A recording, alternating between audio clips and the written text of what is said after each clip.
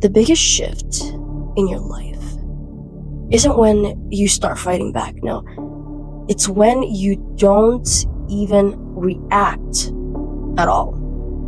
You don't argue, you don't explain, you don't try and defend yourself when you're being misunderstood.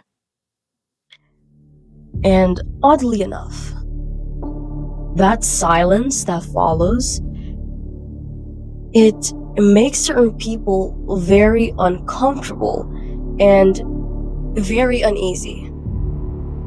Hi, I'm Marisha, and if you're new here, subscribe so you don't miss this conversation when it drops.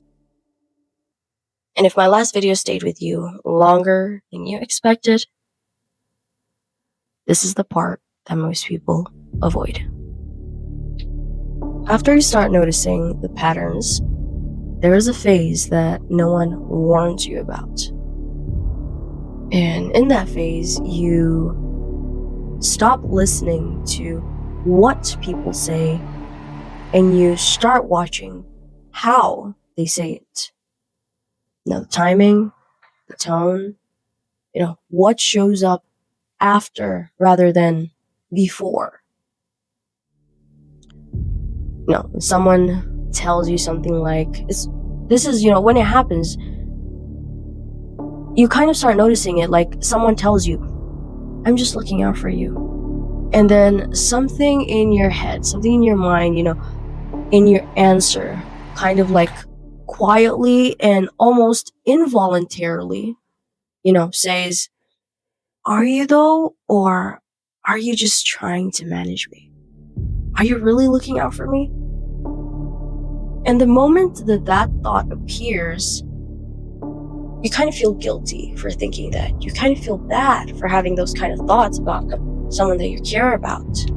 Because the truth is, you don't want to be that type of person, okay? You don't want to be the suspicious kind. You don't want to be the cold one. You don't want to be the maybe I'm overthinking kind of person. No, you don't want to be that sort of person. So instinctively or like involuntarily, we try to soothe this over. You start telling yourself stuff like, they probably mean well, I'm just making up this double meaning. And that belief, that sentence, has kept a lot of people stuck, second guessing themselves and apologizing for their intuition for decades. Now, let me be clear about something slowly. Good intentions doesn't erase control, okay? They don't cancel out the manipulation, okay? Just because someone is trying to manipulate you to do something that is best for you because they care about you, that doesn't remove the fact that it is manipulation. At the end of the day, what they're doing is just giving it a better cover, a better excuse. Now, my dad had another line for this, and he didn't say it often, but when he did, it always struck. And what he'd say was, help that cost you your independence isn't help. At the time, I thought he was talking about money.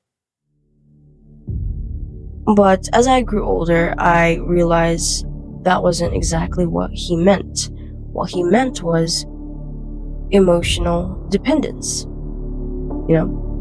access, and the influence that is disguised as concerns.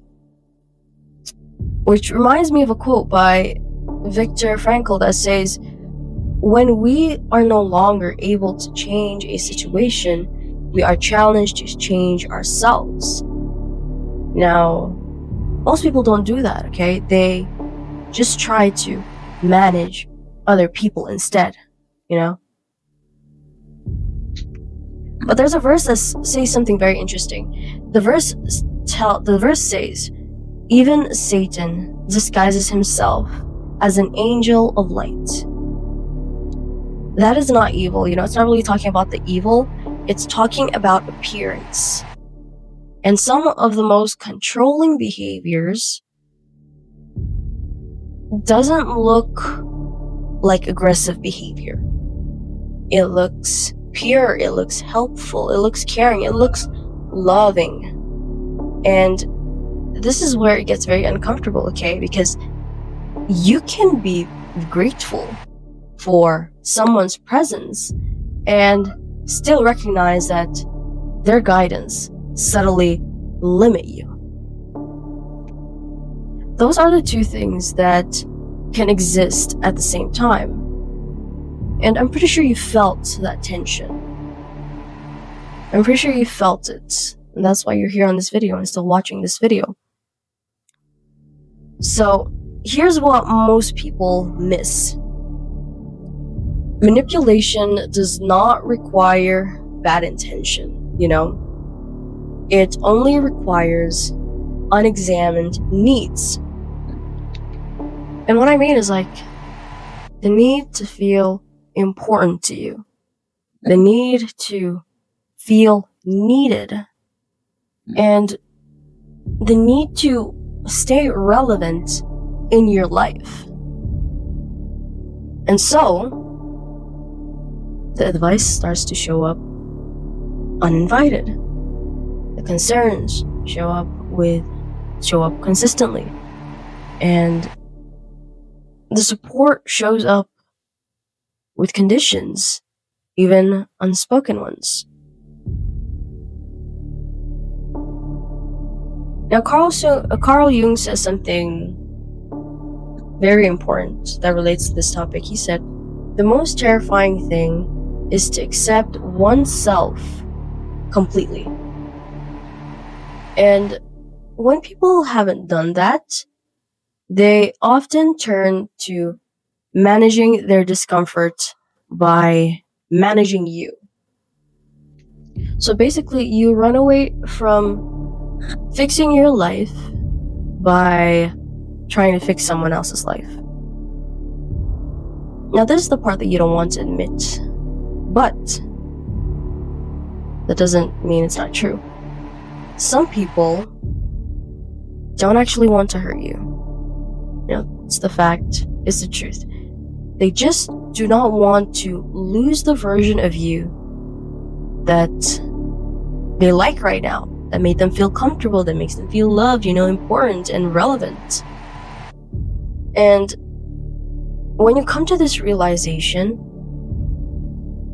it changes a lot of things. You know, it changes how you hear everything after that. And I almost forgot to include this. So a little off topic, a few people asked how to support this channel without turning it into noise or sponsorship. So there's a little buy me a coffee link now. You know, no pressure, no perks, no promises. You know, it's basically there for people who understand what understand what this kind of work actually costs. All right? So here's the truth that usually lands later. Not all distance is loyalty. Okay? Sometimes it's self-respect, you know, catching up to you. So when you stop accepting guidance that shrinks you, the truth is some people are going to call that changing. And they're not exactly wrong, but they misunderstand what changing really means to you. And we're not talking yet about who stays and who doesn't. You know, that comes after. So for now, notice this. When someone's support feels heavy instead of steady, that is information. That is data that you can use. You don't need to confront it. You don't even need to explain it. But just don't ignore it. Now, if this showed up in your life, you already know where. Just say it in the comments if you want, or don't. Some realizations don't really need a witness. And as always, do whatever you want with this.